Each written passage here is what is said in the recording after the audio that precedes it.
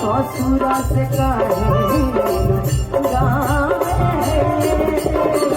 अपना कुछ न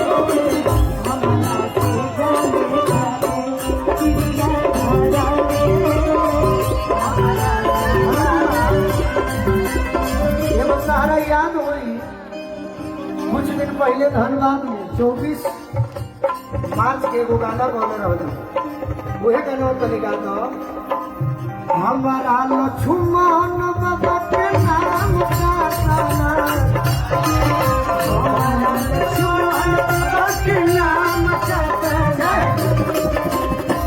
हमारा रविंदर भैया के नाम का एगो रुपया ना लूटा एगो रुपया ना लूटा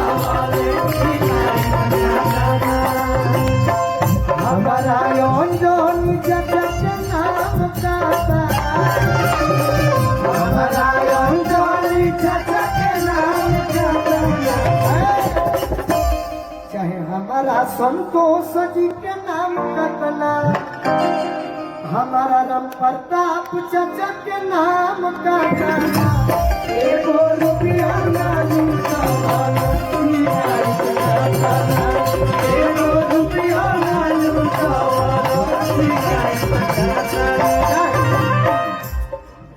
हाँ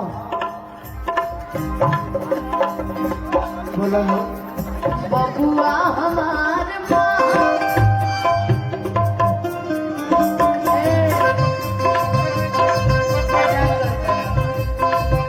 सोया से सटा के सुतनी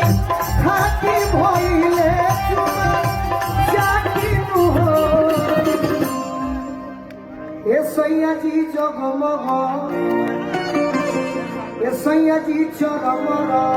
अरे करे लागल खाती गइल एक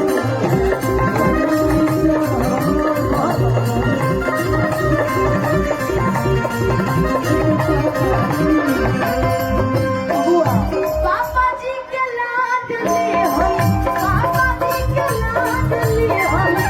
होई सुकनिया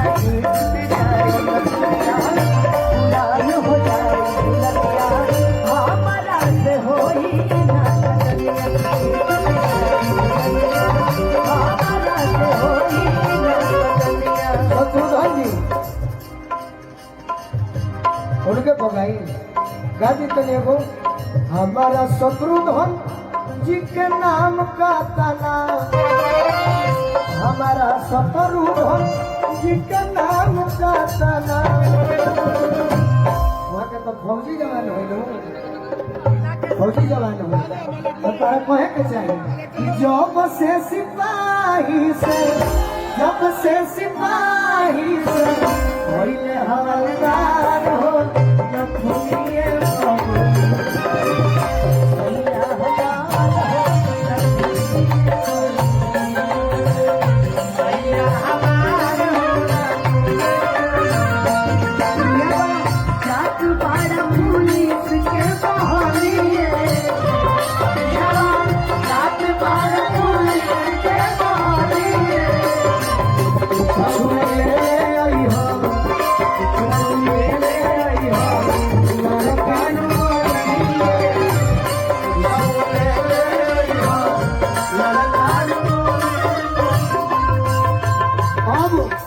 प्रभु रौरा बानी नु अरे कि जैसन जैसन